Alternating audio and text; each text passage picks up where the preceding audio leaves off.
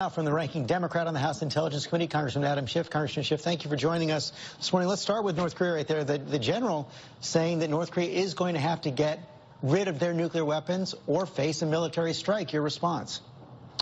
My response is I think that we're doing what we need to do, which is tightening the economic noose around North Korea. We're going to need to make sure that China fully complies, because when we lose our focus, China goes back to business as usual. And with each provocation by the North, we have to up the economic pressure and ultimately force them to the table. I think that's the only way of resolving this. And right now, I think at the United Nations, we need to not only make sure that those that have agreed to these sanctions live up to them, but also underscore that we are willing to sit down at the table. We are willing to resolve this diplomatically.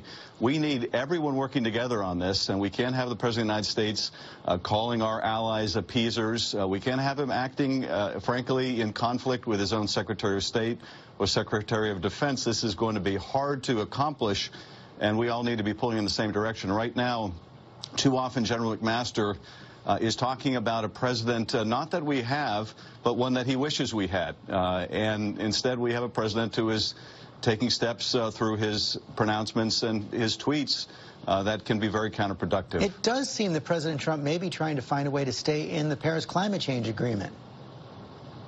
Well, I think that would be wonderful. It's very difficult to tell day to day what the administration intends with climate, with the Dreamers, and any host of other issues. But look, we should invite the administration, encourage the administration to reconsider. I think it was probably the single biggest relinquishment of American leadership when the president basically said, we're walking off the world stage on climate. If they can be enticed back, I think that's very positive. I don't know why it is so hard for this administration, whether it's on climate or on Iran or on our strategy of defeating ISIS, to acknowledge that the prior administration did some things right. I'm struck in listening to General McMaster right now, George, about how much that secret strategy that the president had of defeating ISIS that we were going to hear about in 30 days turns out to be the Obama administration's strategy, and there's nothing wrong with that. We can certainly make improvements on what the last administration did, but they did lay some important building blocks. And I think that it's going to be very difficult for this administration in dealing with North Korea to say that we're going to renege on the nuclear deal with Iran, because those issues are also interconnected. Your committee, of course, is looking at Russian interference in our election. We learned this week that Facebook has turned over evidence to Special Counsel Robert Mueller that entities connected to Russia bought at least $150,000 in targeted ads during last year's presidential campaign, information they have not turned over to your committee. What do you make of this, and will you be requesting the same information?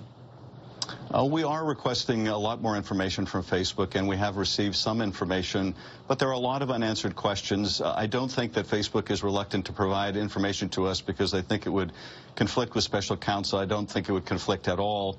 There are issues about what legal process we need to use to get this information from Facebook. But frankly, I'm distressed that it has taken us this long to be informed that the Russians had paid for at least $100,000 of ads designed to try to influence our electoral process. And when you look at the content of those ads, it really underscores what the intelligence community said earlier, and that is that the Russians were really aiming to divide us, to sow discord, to effectively set one American against another on some of the most divisive issues that we have. All Americans, all patriotic Americans of both parties ought to be outraged by that. And we need to know the full extent of their use of social media to influence us, from Facebook, from Twitter, from Google, from any social media or search engine. They need to be fully forthcoming, and I'm confident they will. I think, frankly, they need to come and testify before Congress, because there's a lot we need to know about this. Real tweet storm from the president this morning, including a retweet which showed, I want to put it up on the screen right now, which showed President Trump swinging a golf ball, whacking it right into the back of Hillary Clinton. She goes down right there. Kind of surprising that maybe it's not surprising, but kind of an alarming tweet right there. Does it make you question how real this outreach to Democrats was this week? Well, it doesn't make me question that, because I think all of us recognize that outreach for what it is, and that's purely transactional, purely something that will come up from time to time when the president decides it's in his personal interest to work with Democrats. This is a president, look, who has no ideology. He's not conservative. He's not liberal. the only consistent theme seems to be he's pro-Trump.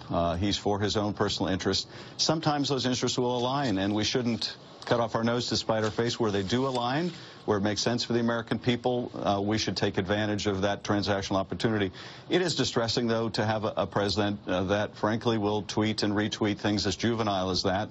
It doesn't help, I think, in terms of his stature. It doesn't help in terms of the stature of our whole country. So that's a wholly separate issue, but where the president decides it's in his personal interest to work with us, we stand ready to make progress on behalf of the American people. Congressman Schiff, thanks for your time this morning. Thanks, George.